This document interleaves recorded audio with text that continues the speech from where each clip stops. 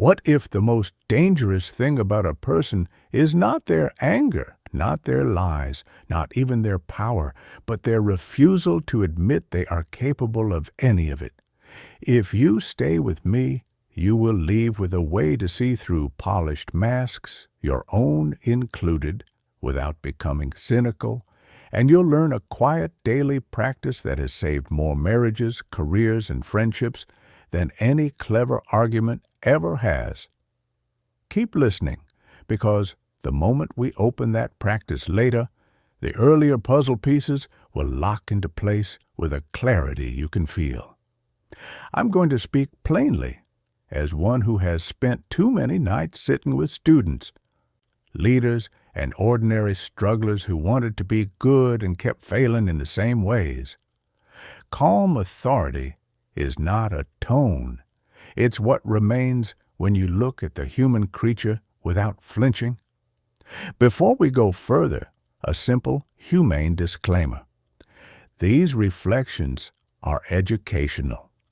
I cannot know the particulars of your health, your history, or your relationships, and you should consult qualified professionals for decisions that carry medical, legal, or psychological weight.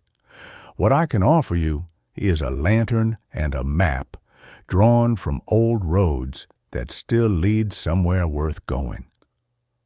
The idea we begin with is as old as thought itself, but sharpened in our time by a psychologist who spent his life studying dreams, myths, and the masks we wear. Call it the shadow, if you like, the collection of traits we exile because they do not fit the image we want to present. Stoics don't usually speak in this language. We talk about impressions and assent, about the faculty of choice, about the passions when they seize us like storms. Yet the overlap is striking. Banish what you cannot bear to see, and it returns in disguise, demanding attention at the worst possible moment. A mask is not a sin. Society runs on masks: parent, colleague, friend, citizen. The trouble starts when the mask hardens into identity, and the person inside it whispers, "I could not possibly be unkind or petty or manipulative." That whisper is the most dangerous sign. Why is it so dangerous now? Because a world that lets you curate yourself has very little friction. You can arrange your life so that dissent never touches you. You can delete the friend who mirrors your impatience. You can find a community where your particular virtues are celebrated loudly enough to drown out every doubt. And you can reinterpret any criticism as an attack on your goodness. That is how cruelty dresses up as care. That is how control calls itself protection. And because the exterior stays elegant, cool voice, folded hands, polished reasons, the harm arrives slowly and plausibly. And very often, it's the kind of harm that leaves no bruise you can photograph. Stoicism sets the table with different tools. It begins with the moment something appears in the mind, an impression, fast and often not chosen. He disrespected me. She is ungrateful. I only did what was right. The Stoic asks, before the blood is hot, have I assented to the impression or examined it? This space, thin as a breath, is where character lives. What the psychologist calls the shadow, the Stoic calls the unexamined impression, married to an unearned certainty. The harder we cling to the pose of moral purity, the more quickly we assent to flattering impressions about ourselves and demeaning impressions about others. The result is not merely hypocrisy, it is unpredictability. A person who thinks they cannot possibly cause harm has no reason to be watchful around sharp edges. They will swing the blade while convinced they are pruning a tree. Let me give you a story with names and cities polished away, a composite as clean as I can make it. A founder, let's call him A, grew his company from a desk in a shared space to a floor in a glass building. He believed he treated people like family, and he was generous in the ways that photograph well: bonuses, celebratory dinners, a glowing speech about mission. At the same time, the product roadmap bent wherever his mood did, and those who contradicted him found their projects starved of resources. When one senior engineer confronted him, quietly in a room with no windows and no audience, A listened and said he valued dissent. 2 months later, the engineer's performance review noted cultural misalignment. The mask said benevolence. The hand pushed the dissent away. The collapse did not come all at once. It came in missed deadlines disguised as pivots, in talented people leaving to pursue new opportunities, in late-night emails couched in urgent care for the customer that erased weekends. When the board finally asked what had gone wrong, A said, "I gave too much." That sentence is the hallmark of the shadowless posture, the harm reinterpreted as virtue. Was he a monster? No. He was a human who had made his image of himself so airtight that oxygen and truth couldn't circulate. This was a preventable downfall, and it was preventable at the moment he might have said, "I am capable of being punitive when I am contradicted. Help me build a process so I cannot act on that impulse unilaterally." That is not self-loathing. That is adult self-knowledge, a line the Stoics would recognize as the beginning of wisdom. Another story, gentler but as sharp. A teacher, let's call her L, prided herself on patience. Parents loved her emails. Students brought her drawings. She wore serenity like a second skin. She also found herself exhausted by one child who derailed lessons by asking questions whose answers were not in the textbook. "I'm just trying to maintain order," she told herself, and then she told the child that curiosity is welcome at recess. The child's light dimmed. Elle blamed the age, the home environment, the screens. Only later, when her own child started asking her a chain of chaotic, beautiful questions at the dinner table, did the mirror appear. Her fear was not of chaos, but of not knowing. She drew much of her identity from always being prepared, and the spontaneous question threatened the mask. The day she saw this clearly, she did not resign in shame or write an essay confessing her sins. She did something purely Stoic. She rehearsed the discomfort. In the morning she said aloud, "A student may ask me something I do not know today. If that happens, it is not a catastrophe. The faculty of choice is intact. I will model curiosity rather than pretend omniscience." It took 2 weeks for the habit to take hold. The class did not devolve into noise. The child's questions became a resource. Elle discovered the paradox we'll return to later. When you admit your capacity to mishandle power, you are safer to be around, and your power becomes cleaner. We are building toward that quiet daily practice I promised at the start, but we need one more foundation stone. Ancient Stoics insisted on a distinction that modernity keeps smudging. They did not say emotions are evil. They said unhealthy passions, those judgments that overrun reason, are dangerous because they carry you where you would not freely go if you were fully awake.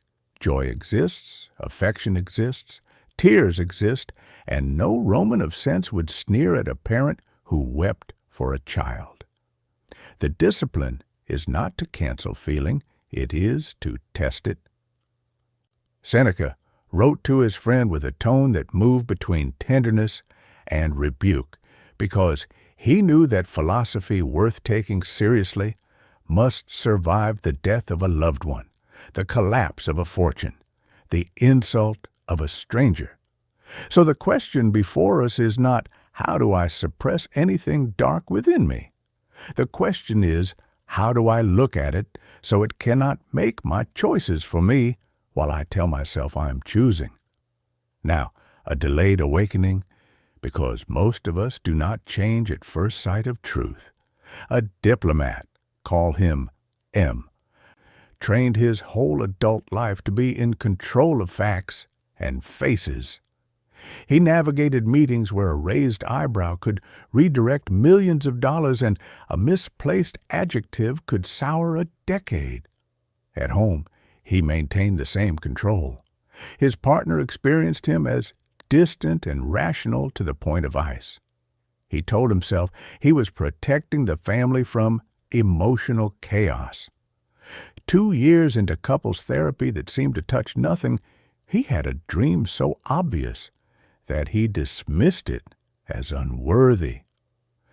He was rowing a boat alone in a glassy bay while a second boat, empty, drifted just out of reach.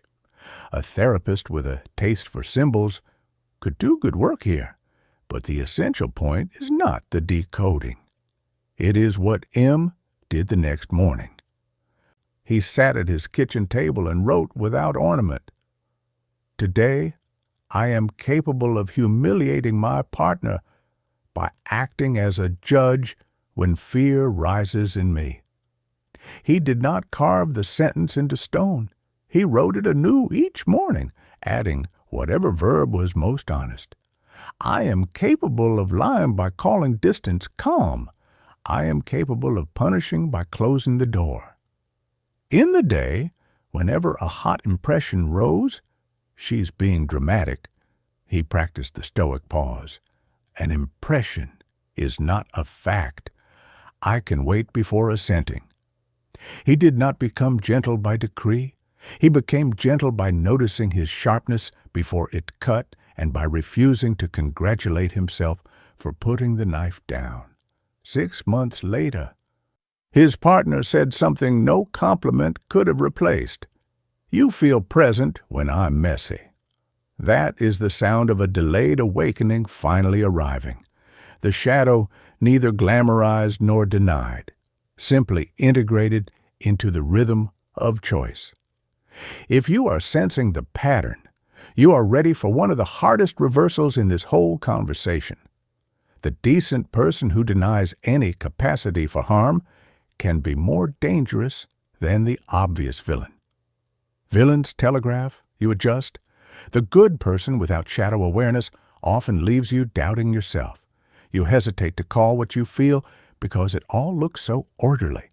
That's why this topic matters now. Our era rewards entertainment scale certainty. The human nervous system, tuned over millennia to detect snarling faces and sudden movements, is not optimized for elegant harm. We must build a subtler instrument. Stoicism offers 3: clear speech that names behaviors rather than moral essences, boundaries that protect without theatrics, and an inner accounting free of both self-flagellation and self-excuse. Clear speech sounds like this. When you interrupted me 3 times mid-sentence in the meeting, I felt both rushed and invisible. I want to finish a thought before you respond. Notice what we did not say. We did not call the other person a narcissist or a saint. We described an observable pattern and a specific request. The shadowless posture crumbles when confronted with specifics. It thrives on abstractions. Boundaries sound like this. If you question my motives again in public, I will end the conversation and we can schedule it for a private room. This is not a tantrum. It is a plan. And the inner accounting, we are near the open loop I said earlier, is the linchpin. Let's unspool a thread that connects antiquity to our kitchen table tonight. The Stoics used an evening review, a simple but profound practice that, if you do it for weeks without fanfare, will give you a kind of quiet power that cannot be faked.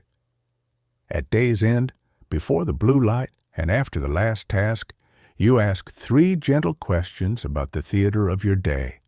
What did I do well? What did I do poorly? And what could I do differently next time? Now, to bring this into conversation with the shadow, we add a 4th movement, as soft as a violin sliding under a familiar melody. Name one way you were capable of harm today and did not notice in the moment. Do not litigate it. Do not write a manifesto. Write one honest sentence.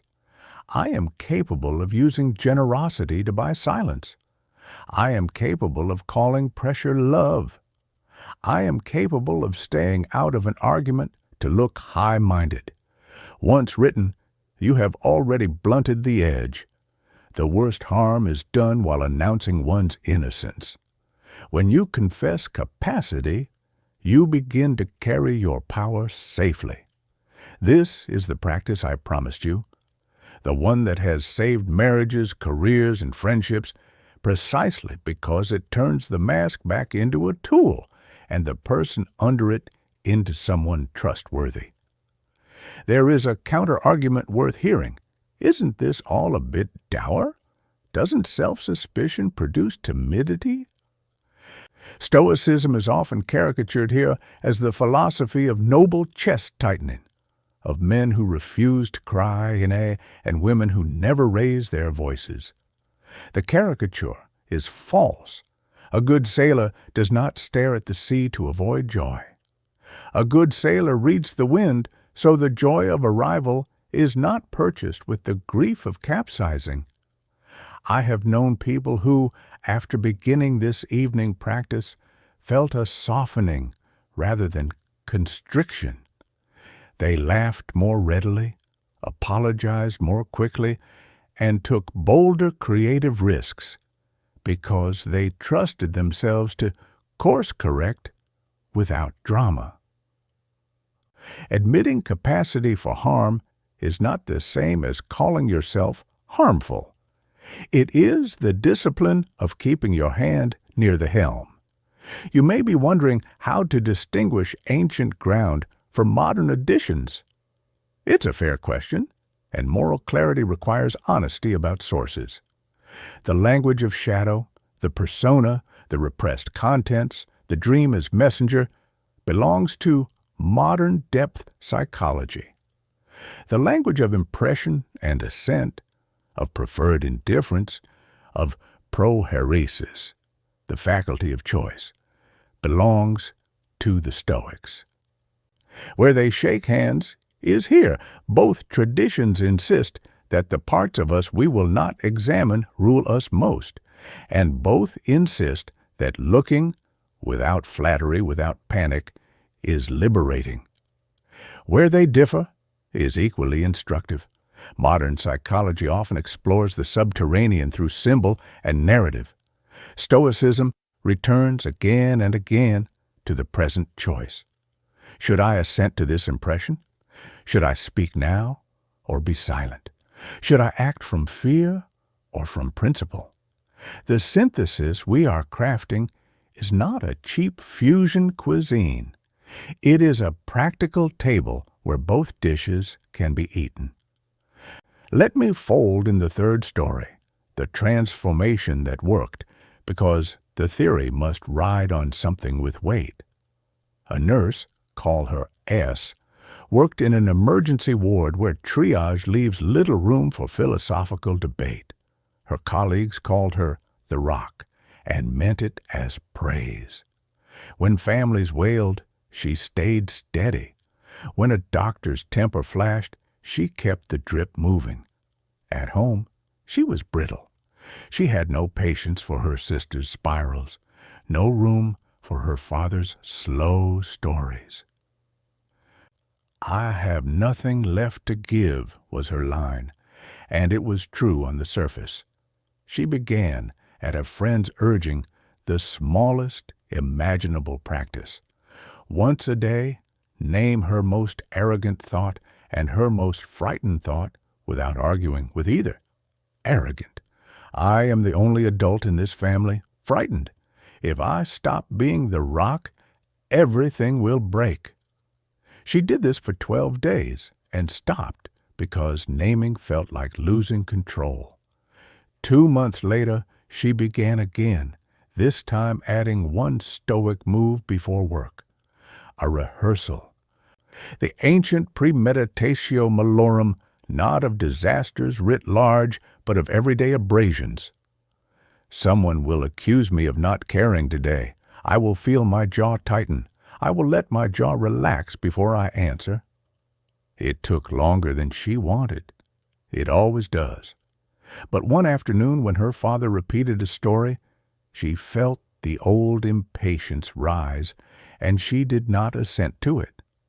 She asked a question instead. He added a detail about a cousin she had never met. That detail led to a letter, the letter to a reunion, the reunion to a laugh that cracked the rock. Being the rock, she told me later, is only noble if you're not using it to hide the river. That is transformation as the Stoics understand it, not fireworks, not a new identity, not a certificate, but a change in the rhythm of ascent that accumulates into a life you recognize as sane. It may help to keep one architecture metaphor in your pocket. Imagine your character as a house with a magnificent facade, columns, a lintel, a polished door. The shadow is not a monster in the basement. It is the load-bearing wall you have been ignoring because you want the open concept feeling you saw in a magazine. You knock it down without calculation, and the roof dips. You insist the dip is an illusion because you've already invited guests. Night falls. A beam creaks. No, you tell yourself, I built this house with love. The house does not care about your love. It obeys physics. The soul, too, has physics. You cannot remove the parts of yourself you dislike. You can only give them jobs they can do safely and build supports around the loads that would otherwise ruin you.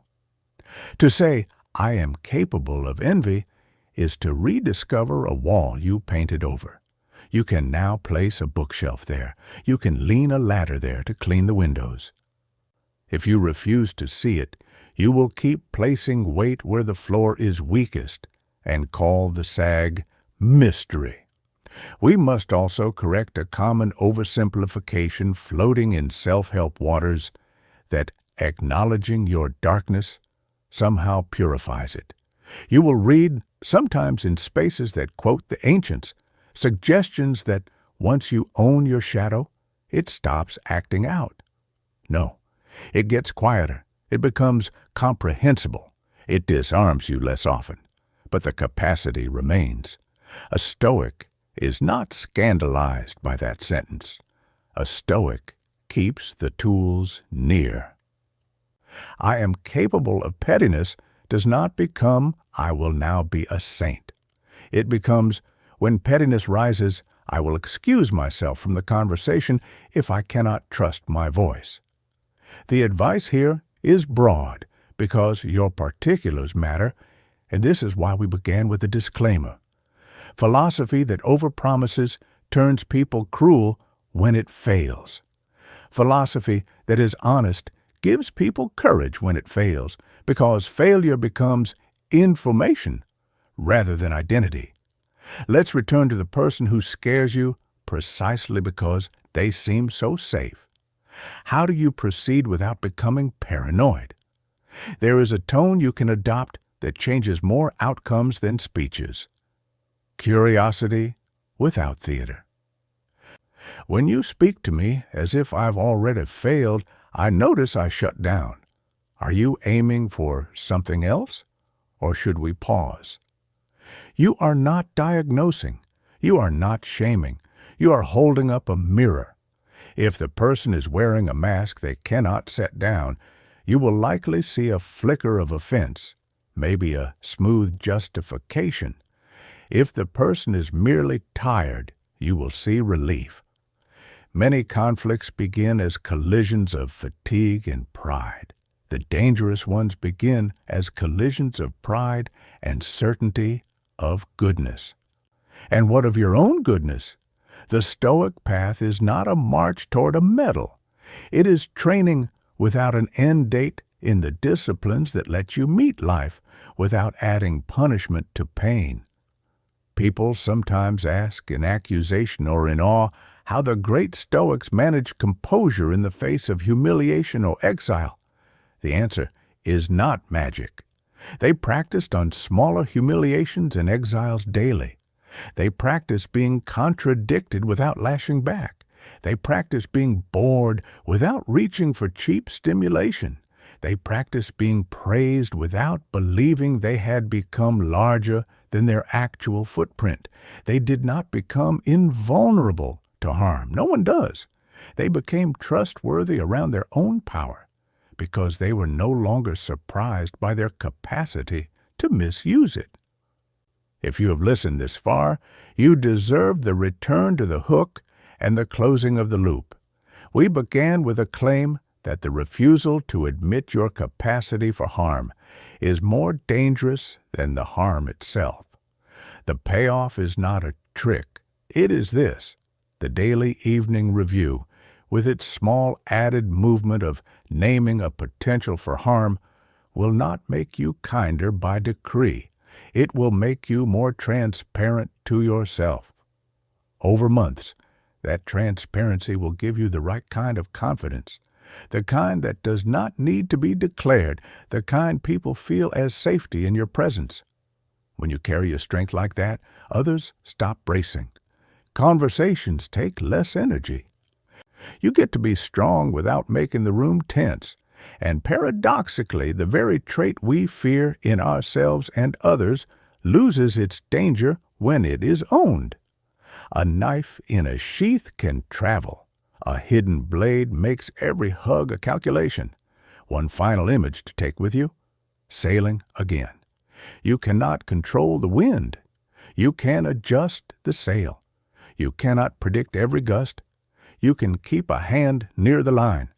When a squall appears out of nowhere, you can let out the sheet, spill wind, and keep the boat from capsizing.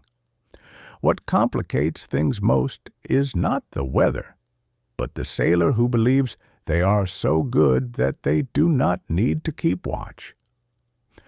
If you become the kind of sailor who expects both beauty and danger on the water, you will last long enough to see the coastline you meant to reach.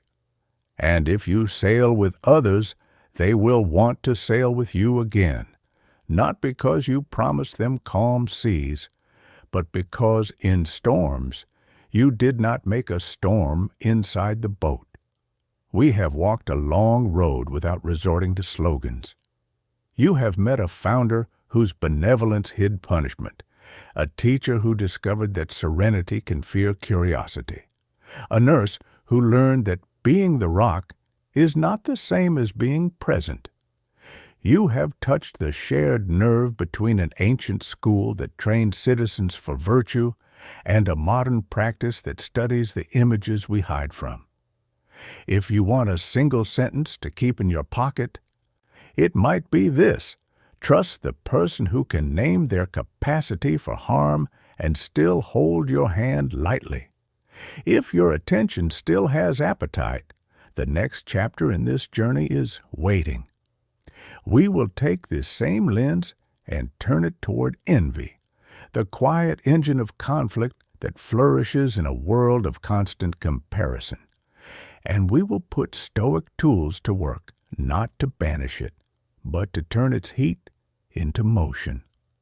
The better you get at seeing the truth about yourself without punishment, the more generous your presence becomes. When that happens, philosophy is no longer a castle for the clever. It becomes a way of moving through rooms that makes life easier for everyone in them, including you.